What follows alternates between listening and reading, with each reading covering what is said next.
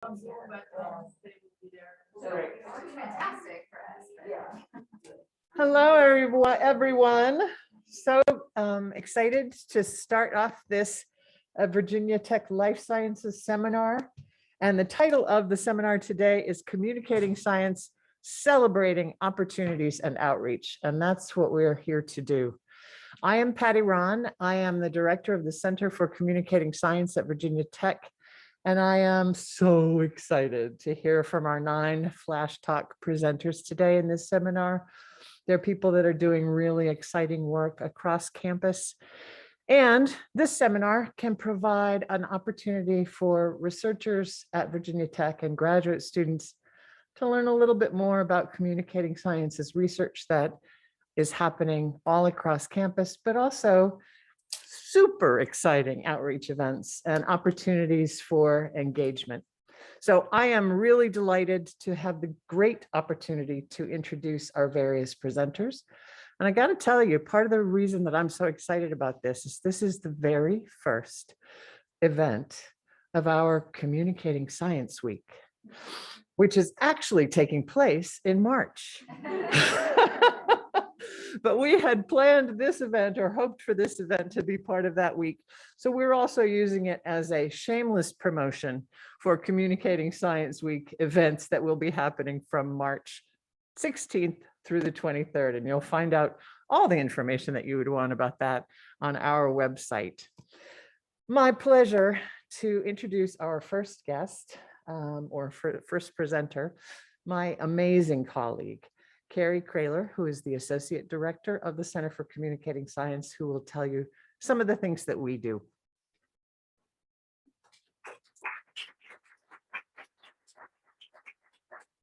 Thank you, Patty. How can the Center for Communicating Science help you communicate your important work? I'm going to take you on a whirlwind tour. The mission of the center is to create and support experiences for scientists, engineers, medical professionals, scholars, and others to build their muscles of connection, communication, and collaboration. And what sets us apart from other approaches is that we use powerful tools from the arts: embodied learning, deep listening, improvisation, role play, and storytelling.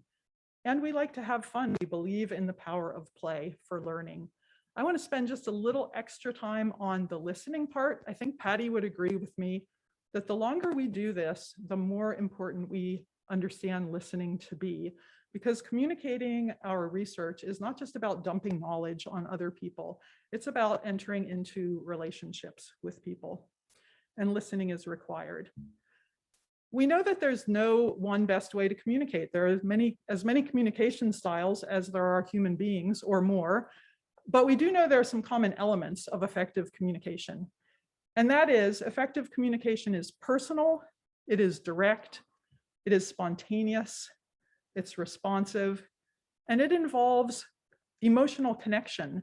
And I would add to that list now, effective communication takes time, it can take patience, and it can require some affection. So how do we use these approaches? In many ways. We have a graduate communicating science course. This is a group of students that went and did an outreach project at a Giles County school, took their research out for 6th and 7th graders, and every section does an outreach event. We have an undergraduate class, Introduction to Applied Collaborative Techniques. We facilitate workshops and intensives for faculty, postdocs, graduate students, undergraduate students on campus, and also elsewhere. This is a group of Nature Conservancy fellows that did a 2-day intensive with us. We also bring in outside speakers. I think this is this very room that you're getting to see on the slide now, to share their expertise with us on campus. And we support an annual conference. One of the organizers is in this room, SciComm, organized by graduate students for graduate students to help them with learning communicating science. We also support a lot of outreach events. We have Science on Tap, at which researchers can talk about their research to community members. We have a kindergarten outreach project. This graduate student distilled her whole dissertation into a set of colorful flashcards that she shared with children. Flip the Fair, you're going to hear about that next. We support graduate student initiated projects. And every year we have the Nutshell Games. That's coming up March 19th, at which 30 graduate students have 90 seconds to talk about their research. We also help people share their research through writing. Our website has a research stories page and a story maps site associated with it. And recently we've started sparking, supporting collaborations between scientists and artists. And that's resulted in some really exciting projects. This is a performance piece about population displacement, some art and video around Emmanuel Frimpong's research with the bluehead chub. An aerial artist performed in Duck, North Carolina to bring out town residents to have conversations with engineers about sea level changes and climate change.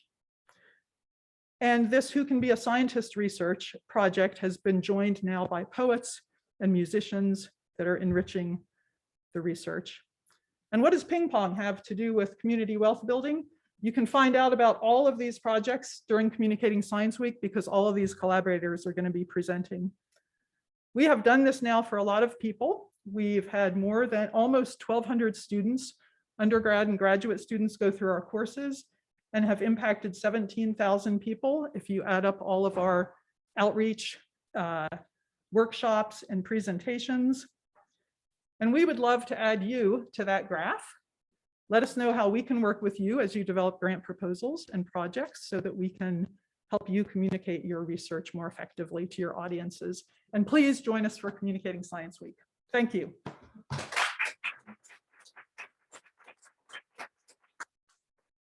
Thanks so much, Carrie. It is a pleasure to work with Carrie. And those of you that know her know that she's really the engine behind the Center for Communicating Science. I am delighted to introduce our next Flash Talk group. They did a project a couple weeks ago that had me flying for many days afterwards because it was so exciting. Amanda Hensley, Abby Lewis, Carla Lopez Joreda, and Emma Buren are here to tell us about Flip the Fair.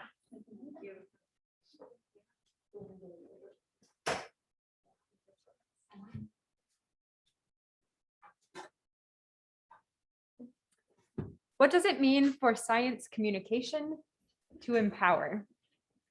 At our Flip the Fair event, we put power in the hands of elementary school students, inviting them to evaluate graduate student science fair posters. The event had two goals. The first was to provide meaningful identity building science outreach for youth in Roanoke. We wanted to allow students to see themselves as active contributors to science and interact with a diverse group of real-life scientists in one-on-one settings. The second goal was to provide a fun and engaging and impactful opportunity for graduate students to practice science communication, recognizing that science communication is a critical skill for all graduate students. This event was hosted at the Roanoke Public Libraries. We had over 25 graduate student presenters and lots of kids coming through. We had, of course, prizes for all of our some of the graduate student presenters who won awards, and there were raffle prizes for the student judges. So we wanted to evaluate this event. We put a lot of time and effort into it. And so we took the opportunity to send out surveys to presenters and volunteers, as well as to the judges and their parents and guardians, in part to inform us on how well the event was, how their experiences were, what their perspectives and feedback were, but also to inform for any future iterations of this event. We received several comments from presenters so far, where they really enjoyed noticing that as children would walk away from their poster, they would still be talking about it and conversing about it and telling each other about it. They really liked noticing that the kids were getting it, having those aha moments. And not an hour after the event was over, our top winner, who gave us permission to post this, she posted on her Facebook a very generous and kind post about the event, and that it was very meaningful and that she felt she inspired children. On the judges and parent side, we actually had an open-ended question on the scoring sheet as they were going through for them to have the ability to comment to give to the presenters. And this one actually almost brought a tear to my eye. One of our presenters talking about cancer, and one of the judges said, "My cousin had cancer and it helped me understand better." And we had some media coverage. One of the parents was interviewed by Cardinal News, and we really love this quote. "This is something he could see himself doing," which was really a great deal of the intent for this event. So one thing that we thought was very important was to provide graduate students not only with the opportunity to present their research and to interact with students, but also to give students the opportunity to prepare for these events and to gain skills in science communication. So for this, we put together a workshop in collaboration with the Center for Communicating Science, where graduate students had the opportunity to practice their science communication and through their various approaches that Carrie just talked about. We thought it was also really important to bring in resources that could talk about the importance of diversity and inclusion in science communication and the importance in adapting your science communication to different communities and to being culturally sensitive to the communities that you might interact with. So we thought this was a really important part as a sort of preparation to the event. Yeah. And so last, we also have, these are our 9 organizers for the event. And from our perspective, it was really empowering for us as well, because it was these 9 organizers and it started as kind of, just a small group. We were able to have this kind of massive event come from it. And so it was really empowering for us to be able to make and foster these connections from both Blacksburg all the way out into Roanoke and with the community. And then it was also just really powerful to be able to interact with these kids and have kind of this great outreach event. And so for our experience, we think at least part of the success was due to the fact that we were able to have this really great puzzle piece and kind of tight-knit group that everyone fit well together. And our tip for graduate students that might want to do this again is to really find your group of enthusiastic collaborators that want to keep the momentum going, and to apply for funding, because having that kind of clear crystallized goal really helps you out as you go. So these were our collaborators and sponsors, so we would like to thank them. We'd also like to thank you for your attention today.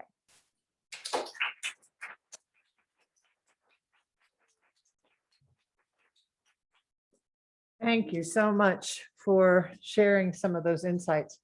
One of the things that we wanted to also point out today is that these kinds of ideas can inspire anyone else to follow their own curiosity, their own impulses.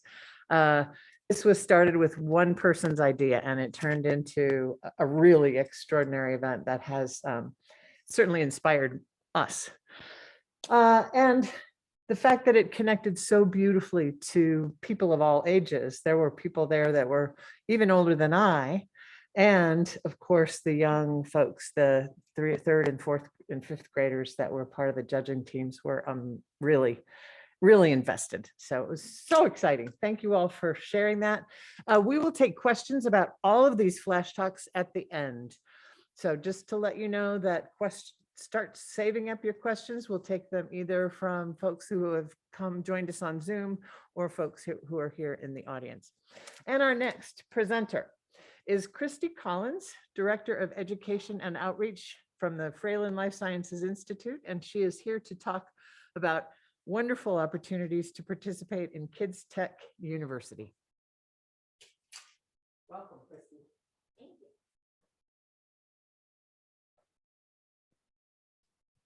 Complicated remote. So my name is Christy Collins. As Patty said, I'm the Director of Education and Outreach at Fralin Life Sciences Institute. And today I'm going to be talking actually about 3 different programs that we currently have that faculty and graduate students can plug into. The first one is Kids Tech University. It's a program for children ages 9 to 12. And we normally, on a non-COVID year, we bring the kids to campus, and then the kids are going to be with us in a lecture hall. They're going to have an amazing talk by a scientist, interactive, and then they're going to go and have lunch on campus, which is the best part probably about the entire experience. And then afterwards, they get to interact with student groups and faculty and others to learn about research, and then also to do hands-on activities with kids. And so here I've mentioned some of our engagement opportunities. So you can host a session with a scientist. What that means is in your grant, you can write about those things. You can also write about the various costs. And then we also have, you can host a hands-on booth. I say $500 to cover your consumables. Honestly, it depends upon your activity. If you're doing something with cornstarch, it's going to be significantly less than that. So you can write that into your grant under your broader impacts portions of your NSF grant. We also have the ability to take scholarships. So we do, any student who is asking for a scholarship, meaning that maybe they don't have the funds to be able to pay for the registration fee for Kids Tech, they still have to get the kids here. But once they come, we do have the ability to take the registration to have funds for them. And we can do it based upon the need for the NSF grant. So what I mean by that is if there's a question about funds for a student who may not be able to pay for it, we can write in certain localities. We can also do like military versus non-military involvement. So we can figure that out just depending upon your grant. So the other program we have is a 1 week long summer program that's on campus, working specifically with Achievable Dream Academy. This is often funded by NSF grants, specifically looking at broader impacts. We bring 16 high schoolers and 2 teachers. They come from Newport News, and then we pay for the cost of them to stay on campus and then also to do the activities. The students receive a small stipend. And the reason this is important is because if you are working with an economically depressed student, them being able to earn money during the summertime is actually super important for them to be able to pay for certain things for their school year. So you actually will end up, if we can pay them a little bit of a stipend, maybe they don't want to go, work for another like amusement park. Maybe they want to come to us, which is what we want. And so they get to come on, we pay for their room, board, all that jazz. So the anticipated budget for this, if you're looking at it for your grants, are going to be right around $20,000 per year.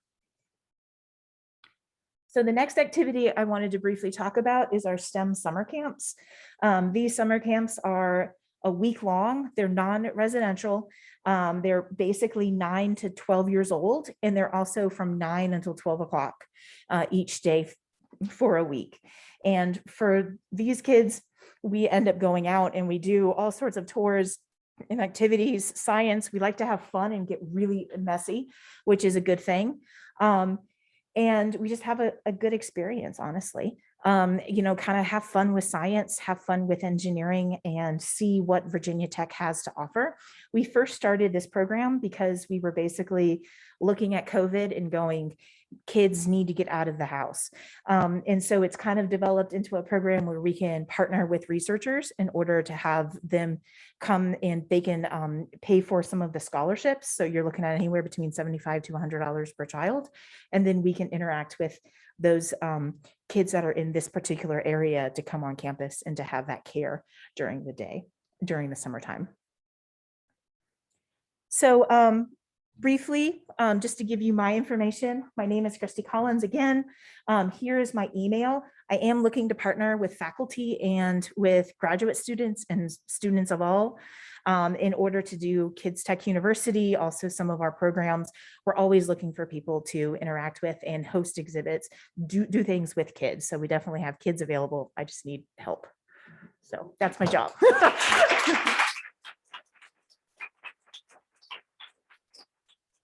To me, that's one of the most exciting things that I've learned in our years with Center for Communicating Science is how much you can get done with collaboration and help.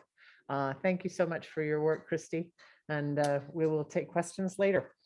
I'd like to now introduce Dana Hawley from the Department of Biological Sciences, who will talk about her course in outreach biology. Welcome, Dana.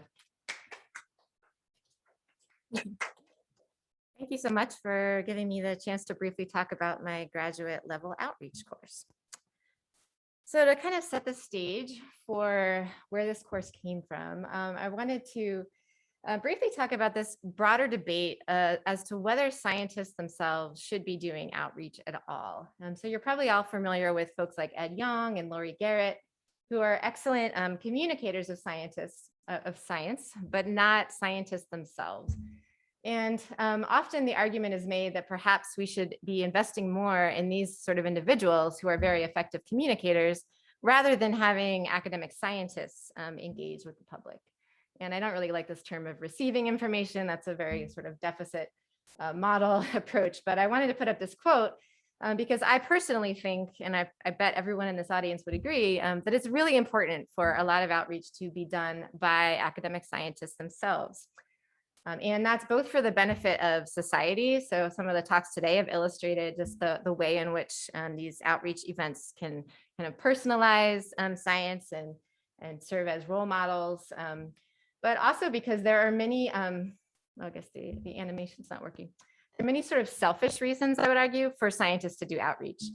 So every scientist I know that has engaged in outreach feels like it has really improved their own ability to communicate science. And sometimes even improves their science itself by giving them new and creative ways of thinking about their work. But the key barrier, I think, for scientists often in engaging in outreach is lack of training and infrastructure to actually engage easily in outreach. So the course that I'm going to talk about was an attempt to sort of start to address some of these barriers. Of course, it's a very small way to start to address it. And it's the idea of kind of making outreach engagement an integral part of the science graduate curriculum, and specifically trying to relate outreach directly to students' own research as a way to sort of make the benefits to the graduate student and therefore to their PI a little bit more clear, in the hopes that this will help incentivize PIs to also want their graduate students to invest their time in outreach, which is so important for their future career. And I wrote this course into my career proposal, which was funded by NSF. And the career program is a perfect way to propose these sort of ideas, because the aim of this program is to really integrate research and education in ways that advance university missions. And I sort of see outreach as just a general way to sort of meet this mission of NSF, which is really to merge kind of scientific merit with broader impacts. So briefly, the goals of the course are, generally to build skills and confidence, facilitate connections. So I tell the students on day one that I don't consider myself an outreach expert. The goal of the course is really to facilitate connections with those who are sort of outreach experts. So a shout out to all of the people, many of whom are in this room, who have been those experts during the course. And then finally, to engage and help students in designing and completing their own outreach project that kind of builds on their own research. I'm not going to have time to talk about all the topics, but just briefly, we do talk about a diversity of different types of outreach, from like K through 12 school outreach, which has its own sort of constraints with SOLs and whatnot, to outreach to the press, as well as how do we kind of assess the quality of our outreach and whether we're meeting our goals. I just wanted to briefly highlight some of the fun course projects from the past. So a graduate student that did her research at Carbon's Cove Natural Reserve put together this really nice, I think it was 25-page workbook for kids who take field trips to this reserve. And this is still in use today by many school children in Roanoke who go to this reserve. We've had students do displays at the Nature Center, do activities at Bug Fest. And then my last example is just a brochure that a student put together who works on snake fungal disease. And I thought this was a nice sort of example of a different type of outreach project that can sort of live on well beyond her lifespan as a graduate student, not her lifespan in general. Sorry. So finally, I just want to note, after a couple of years after I started my course, this paper was published, and you can't really see the title, but it's Amplifying the Signal. And I really like the way they were framing a very similar course they have. And I really like this idea that by sort of engaging scientists very early in their career in outreach, we sort of amplify that signal throughout the course of those students' careers. So thank you very much, and happy to take any questions at the end.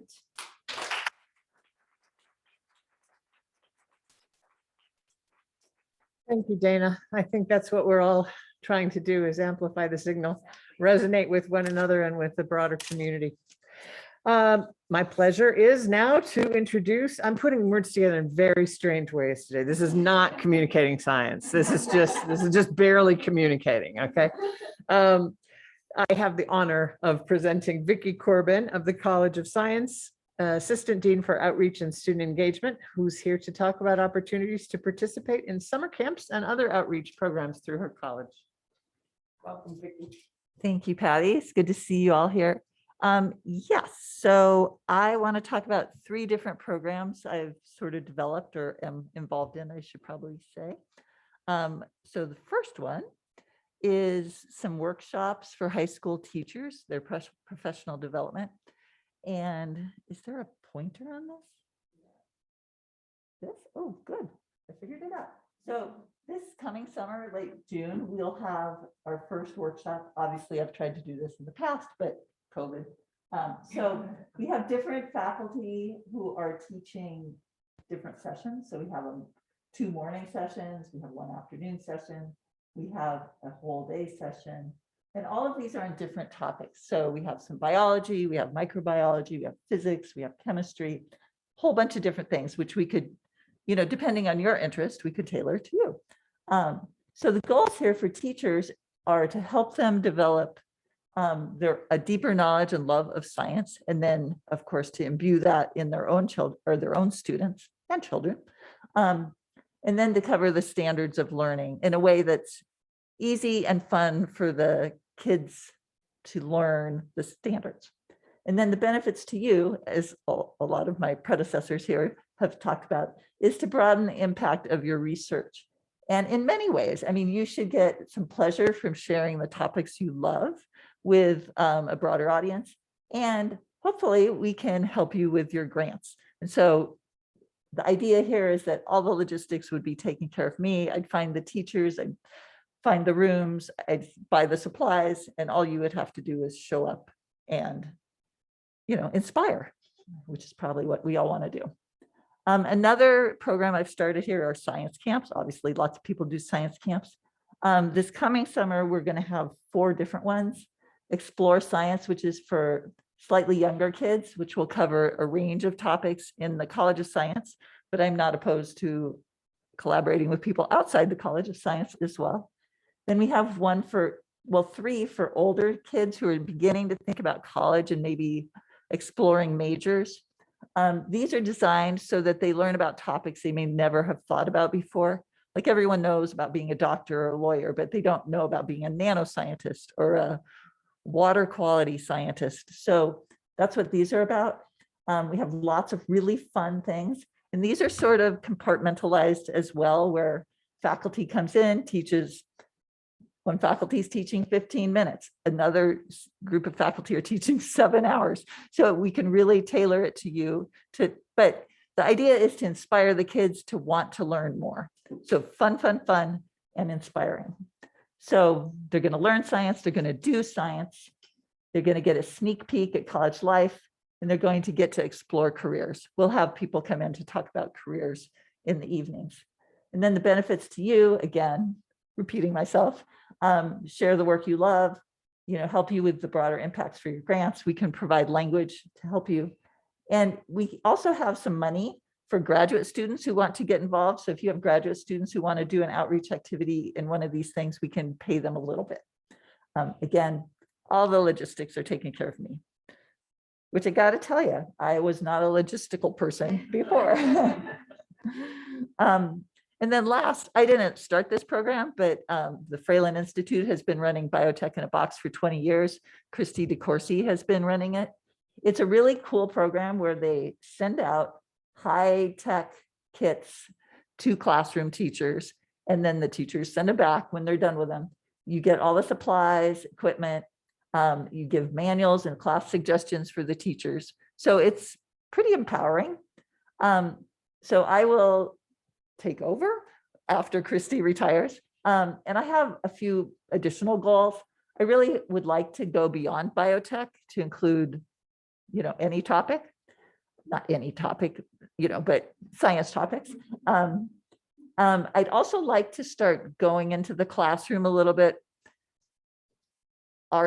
myself. I'll probably pilot that this fall where I go into a classroom, and then we can zoom in for further discussions, but really develop relationships with classes that don't get a lot of outreach attention. And then we want to train the teachers to use these kits so that they're empowered as well.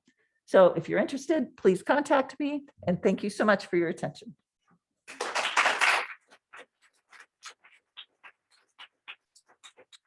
Thank you, Vicki.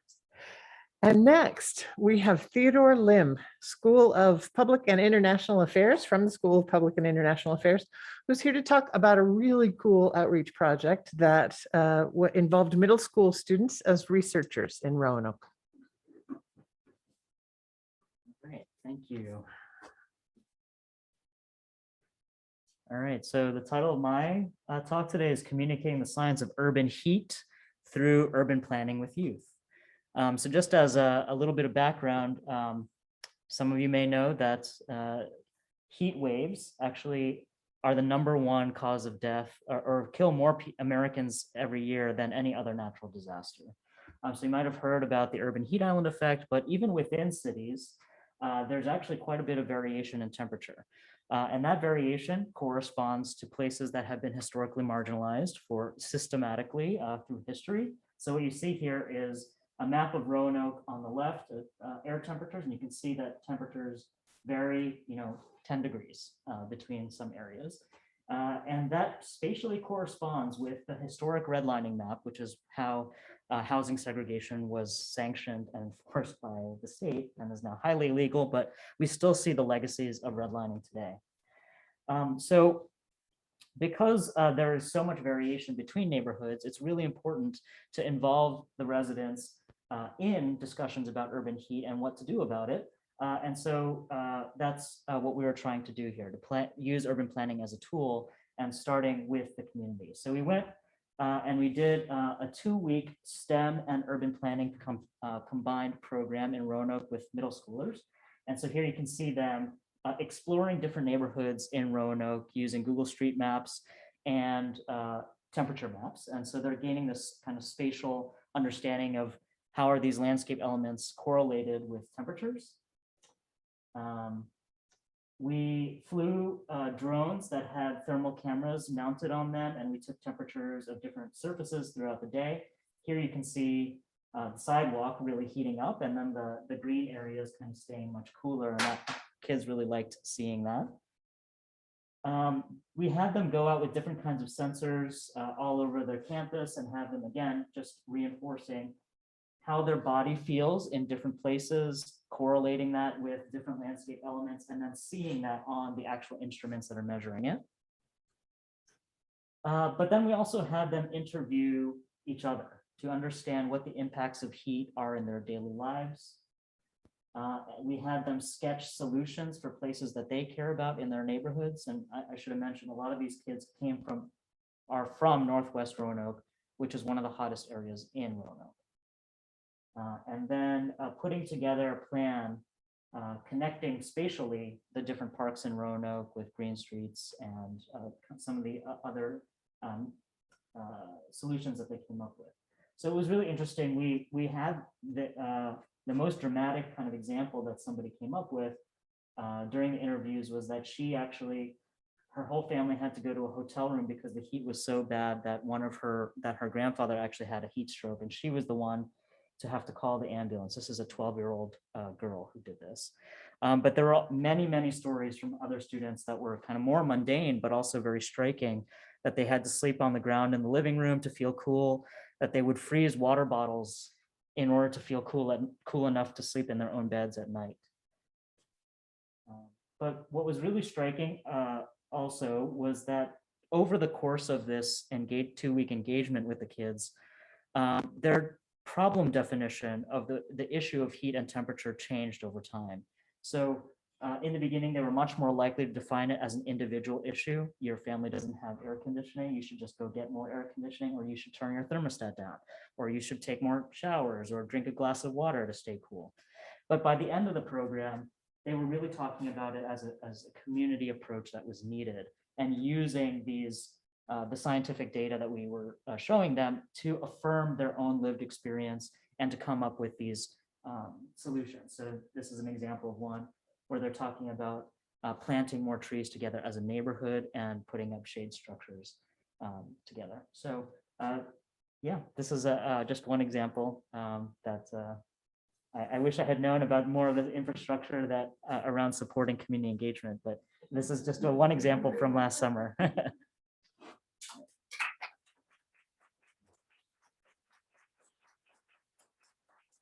Thank you so much, Theo. Well, that's part of why we do things like this, so we can learn about each other. And what a great example of not just understanding your audience, but involving your community. That's fantastic. Next, we have Kim Lester with the Center for Enhancement of Engineering Diversity, or SEED, to talk about opportunities to participate in outreach programs for teens. Welcome, Kim.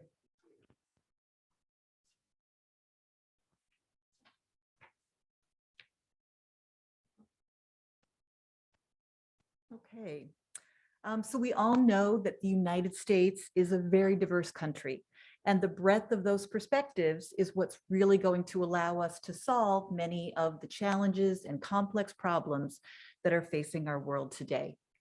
But we also know that the benefits of diversity go beyond just another frame of reference or having a variety of approaches to a given problem. They also make us work hard. So we expect that working in diverse teams is going to be difficult. We come into it more aware, more focused on what we're doing. We're more willing to listen, to hear other people, to compromise on solutions. And so even knowing all of this ahead of time, we still find that underrepresented populations aren't in STEM, and in particular, they're not in engineering. According to the US Census Bureau in 2021, women only represent 17% of people engaged in engineering activities. And those numbers are even lower when you look at Hispanics, 9%, and Blacks, 5%. The Center for the Enhancement of Engineering Diversity, we are really hoping to change this. So SEED's mission is to expose young people to the joys and the challenges of STEM and engineering in particular. Hopefully, we're able to recruit many of them to come to Virginia Tech as students. And it's also very important to us that we continue to provide the support that they need once they get here in order to be successful. We do have a whole suite of programs. I am not going to talk about every one of these, but they range from supporting our faculty in their broader impact efforts. We also engage our current undergraduate students in outreach activities. We coordinate quite a few recruiting events during the academic year. And as you can see on the right-hand side, we have a very long list of summer programs. So with these programs, what we want to do is to really give the students an idea of the tremendous breadth of engineering opportunities that are out there. We also really want them to understand the iterative nature of the engineering design project. Part of that is failing and learning how to deal with failure. We also know that establishing human connections is essential when we're trying to recruit these students. So we provide opportunities for them to connect with faculty, with staff, with current college students. And we also hope to help them create a support network of peers who have similar goals and interests. The camp allows participants to see themselves as college students. Something literally as simple as being able to navigate a dining hall can really empower these students. They go from not knowing anything about being a college student to really having the confidence and a changed attitude in what's possible for them. Core to all of our camps are the components on the right-hand side. So we do have hands-on activities that are led by faculty and graduate students. They are amazing. We are not able to pay most of them for their time, but they share their expertise, they share their passion with the students, and they also really let the students know that even though they're young, they are really important and valued. We also always include a 10-hour plus engineering design project that culminates in a showcase, and very core to communicating science. It is essential that during that showcase, they have to talk about their understandings and what they have learned and done over the course of the camp. Finally, we do make sure that we have plenty of scholarships available to our students, and that really helps us broaden our impact. So while we know that data is essential to everything we do, I also have to say that there is nothing that brings more joy to me than the letters of thank you that we receive at the end of the camps. It really means a lot. I literally keep a drawer full of them so I can make sure that when I'm feeling overwhelmed, I can reach in and read those afterwards. And then the final thing is that it takes so many people to pull these things off. So everything from the K-12 personnel, business partners, private donors, parents, community organizations. Here at Virginia Tech, I work with Hokie Wellness, admissions, financial aid, venture out, so many groups. We also have outside organizations like the Virginia Space Grant Consortium. I know earlier someone thanked all their partners, very similar for us. And the final thought that I want to leave you with is just how can all of us here make sure that we use our connections to change the landscape? So thank you. Thank you so much, Kim. Next, we have our friend Daniel Smith, a graduate student in and Global Change Fellow, to talk about the Virginia Science Community Interface, which provides expertise for community-driven activism and advocacy in Virginia and the region. Welcome, Daniel.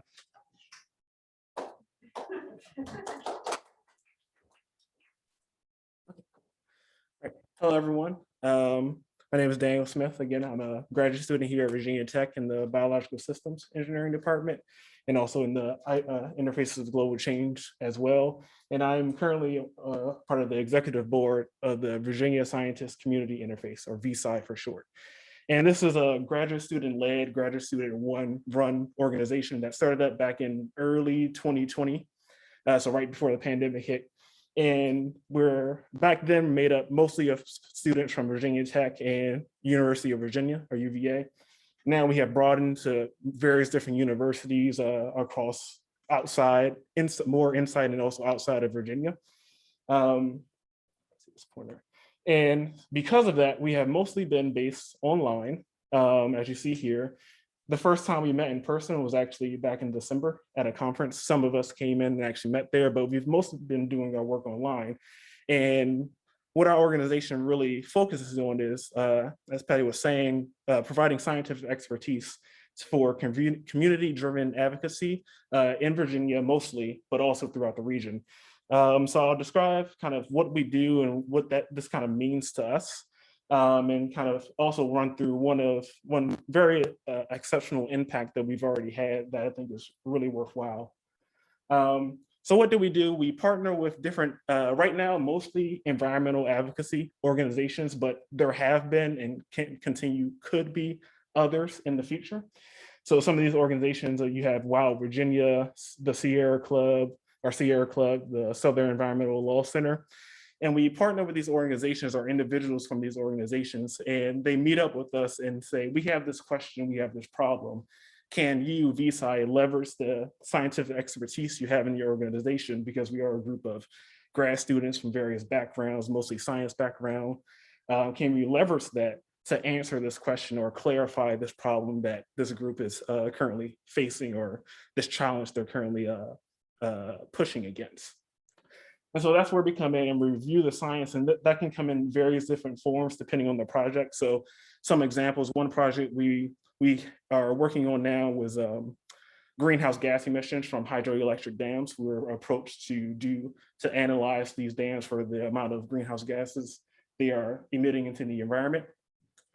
Two others focus on pipeline projects in the area. So you may have heard of them if you're from here, the Atlantic Coast Pipeline, which wasn't too close to Blacksburg, but also the Mountain Valley Pipeline, which is very close to here as well. And we were asked to analyze the documents that these organizations were putting out and saying, are they fully are they using the best science to mitigate their impact during the construction of these pipeline projects? Impact to the environment, impact to aquatic species. So like the candy darter, if you're familiar with some of the aquatic species, endangered species we have in the area. So we're asked to review the science. So going back and forth between what we have already and our partners can supply, give to us, we review different documents, and then we report out in some fashion, and that can vary depending on the project end goal. But one of the very common ones is we write a public comment of our findings and submit it directly to a government agency. And this is a really powerful method because it is required for the agency to respond to these and the organization to respond to these. So it's an immediate way where we can get immediate feedback from that company, from that organization. And we did this with use the example of the Mountain Valley Pipeline, and that is a natural gas pipeline that's running through Virginia and West Virginia. And we use this format to submit our scientific findings in the public realm, in the public arena, and get some responses back and some direct communication with, or indirect communication with the MVP company. And so an example of kind of the impact our work can have, some of you may have heard back in January that the Fourth Circuit Court of Appeals vacated Mountain Valley's pipeline permit to cross through the Jefferson National Forest. So that is one, thank you. That's one way that, or in that process, if you were to look through the court document and read kind of the court understanding of why they did it, they actually cited data back in a report, public comment that we had filed through VSci back in December of 2020. So of the 3 reasons that they cited for vacating the permit, one of them was data that we had found, wrote up, and submitted as a public comment for the Mountain Valley Pipeline. So just one way of showing how this connection between partner organizations and scientific communities can really coalesce into something where you have the scientific expertise and an expert opinion on the best way to submit that finding for immediate impact. And so you can look at our current projects online on our website, and also you can email me or us at virginiasci.org for more information. Some of these projects may not be active, but you can also go on there, and if you were to join our Slack channel or email us and have a project idea, this is a great hub to actually propose an idea and get some team members for that idea as well. So thank you.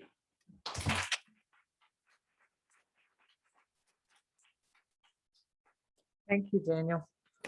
And our last but not least, absolutely, presenter is Phyllis Newbill, who is Associate Director of the Center for Educational Networks and Impacts, or CENI.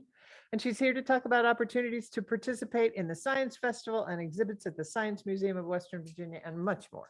Phyllis. Thank you. Thank you, Patty. All right, I'm here to help you all plug into CENI's networks. I'm so pleased to be here in this room with these people. You all have done such amazing work. Many are familiar faces to CENI and our campus engagement network. We're also always pleased to partner with the Center for Communicating Science. What a great group. I'm proud of us. I'm proud of what we're doing at Virginia Tech. At the Center for Educational Networks and Impacts, we have relationships with museums and schools as well as on campus. So I'm going to start with schools and school children. We have liaisons who work in our office from Floyd County, Montgomery County, and Radford City schools. They come to campus, they work in Radford City schools and these school systems. They work in those school systems and come spend a day with us, really to live in both worlds, to help the school system know what we need, to help Virginia Tech know what the school systems need. So we're actually talking to people with boots on the ground. In addition, we partner with College Access Collaborative, the Reynolds Homestead, and the Qualcomm Think a Bit Lab in Roanoke, all of whom are busy doing outreach projects and things with the university as a whole. We're also deeply embedded in museums. I spend about usually one day a week at the Science Museum of Western Virginia in Roanoke, in downtown Roanoke. There, we help build exhibits, we help with after-school programs, we help with camps and events. Dana Hawley actually has an exhibit on microbiology in the museum right now as part of one of her grants. There are several career grants and other grants represented. We have, I think, 8 exhibits in the museum right now. Anytime there's an event or a camp or a thing that's happening at the museum, they'll say, Phyllis, we're doing a thing. Who you got? And so it's really fun to get to be that liaison in the middle. We also work with the Virginia Museum of Natural History a bit and the Science Museum of Virginia. So we have partnerships there. I'm so tickled with my new title, the Associate Director of Educational Networks. My job is to know people and just connect them up. So 2 big things that we do to help actually grow this network. The Virginia Tech Science Festival happens in the fall. We've done it a couple different ways. These stats have to do with pre-COVID. So it's a fall event. We typically bring between 3,000 and 6,000 people to campus for a day. 700 of those kids generally come on school buses through field trips that are funded through the College Access Collaborative. So we're actually bringing kids in from places that wouldn't come ordinarily. On the student and faculty development side, this is an opportunity for really rapid prototyping of a spiel. I tell people that if you haven't got your spiel ready before the science festival, you'll have one by the end of the day because they just keep coming and you're just going to keep trying something. So that's an event. So a couple things happen with that. One, it's a big event, it's a lot of fun. But what that creates for us is a catalog of who's doing outreach across campus. And so when when the museum or the school or some other organization contacts us and says, hey, we'd like to have some expert from Virginia Tech come talk to us, we can look through that catalog or even send it to them or send them a specific group from that and say, does any of this work for you? Another big event is Hokie for a Day. These are a series of field trips. Currently, they're happening in the spring. We're working into fall and spring. These happen on Wednesdays. I believe that is Christy's lab right there. So these field trips bring 5th graders to campus for a day-long Hokie for a Day experience. So they have a little college orientation. They learn some vocabulary words. They have a STEM experience. Previously, we've done those as a longer experience of 40 minutes. We've changed that to be more like an expo now. Those are focused on Title I schools. So those are schools that have higher poverty and lower reading levels. And we serve about 600 children a semester that way. That's an opportunity for faculty to join in as well. I want to introduce you to Chelsea Lyles, who can help if you're interested in broader impacts and ways to connect with these through schools, museums, or one of these events.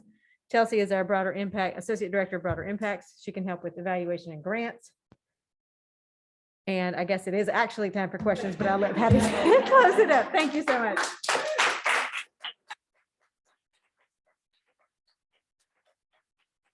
So what an amazing array of opportunities and resources and inspiration. I am so grateful to all of you for all that you do.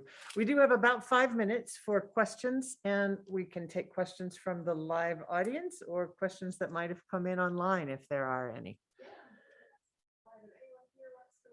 Any questions? For anybody?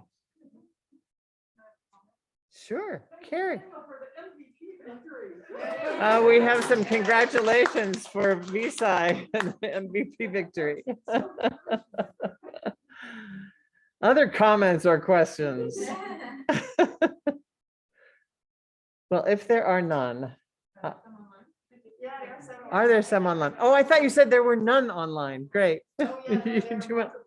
The first one that many people are asking is like, where can they get the information? Where they can, do they have the contact of all the speakers, and will they have the slides? The slides are absolutely available, and this was recorded and will be available. Do you want to say how? We will put a link on the VTLSS page and maybe the second. Okay, yes, we'll definitely have a link on the Center for Communicating Science webpage and the VTLS whatever webpage will also be have a link, and we can send the slides to anyone, but also the just email addresses we can gather and send out in a very simple way. Any other? Question here is another quick one. Are proposals still being accepted for communicating science week based on Dr. Johnson? Well, unfortunately, proposals for Communicating Science Week are closed because we could probably put a little note on our webpage, but we're probably not going to be able to do the organizing or the managing of the event that we have been doing for some of the other events. But don't hesitate. Our answer to everything is yes and. So please do contact us, Carrie, Kraler, or myself with something that you're doing. We'll put it on our webpage. We may not be able to bring a lot of attention to it other than that, but that's a yes and. Anything else? Another question by Frankie Edwards. This is a complicated one that comes in two parts, and it's pretty much for anyone who feels like they can answer. Something they often think about is that at a young age, up to 7th grade, exposure to science is accessible in so many ways. But their feeling is that as kids become teenager, 8th to 12th grade, those opportunities begin to diminish. And they're uncertain whether this is just their personal experience or whether that is something more general, and what can scientists do to remove these barriers for teenagers? Dana, do you feel like taking that question? Hop up here, hop up here, hop up here to the microphone. Like I said, This is an improv exercise. We're doing.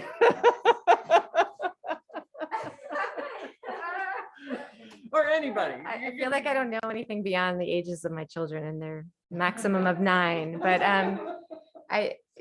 that's an interesting point. I feel like a lot of that is driven by just the curricular requirements as kids get older, sort of limit the amount of flexibility teachers have. I'm not sure if Phyllis would agree with that. No, but I you yeah, might want I'll to stand say in. that too. Okay, yeah, I because got- you have I- way more experience. I with this. don't, but I have thoughts on this. So there is that, it's a difficult time, but between fifth grade, everybody's like, yay, science, and you can come to the science festival. One is I'm gonna look at Kim and say, there's a million great camps, and send your teenagers there. Our start in middle school. Right. Mm. So they're middle school and up. Mhm. There's also some more camps at the Science Museum that are great opportunities. And I'll also throw out, and this is, those are, y'all know me, I'm a scout leader, is look for opportunities for leadership. Mhm. So if building that science identity by helping with a camp for younger children, if you're looking for ways to bring those teenagers in, and looking for ways for them to create that identity of a leadership space. Carrie has thoughts too. I'm going to say something on behalf of the Flip the Fair organizers, which is that the posters they made were pitched at 3rd to 5th graders. But also, you told me that the teenagers who hang out in the library every weekend got sucked right in and loved the posters. And the parents who brought the kids loved the posters. So maybe we should be putting pink sparkles on more things and not making science so hard and scary when kids become teenagers. Can I throw it one more time? Sure. I do. So my children are all teenagers right now. So one thing that I just want to make sure that everyone who's communicating science remembers is that in 5th grade, 3rd through 5th grade, they're like looking up at you and just gazing with love and understanding at everything you say. And about 6th grade, somewhere between 6th and 8th, they just learn the poker face and you will never get a response. The same thing is happening though. The same joy that the 5th graders showed you, it's still happening and we just have to push through that lack of response. And I'll tell you as a parent that what they do is they go there and they just stare at you like this. And when they get home, they're like, I saw the coolest thing. So just push through and keep going. Great, Yeah. thank you so much. As the poets say, we need to achieve the age of higher innocence in order to be celebrating science again in visible ways. Thank you all so much for being here, and thank you in the real audience and in the real audience elsewhere.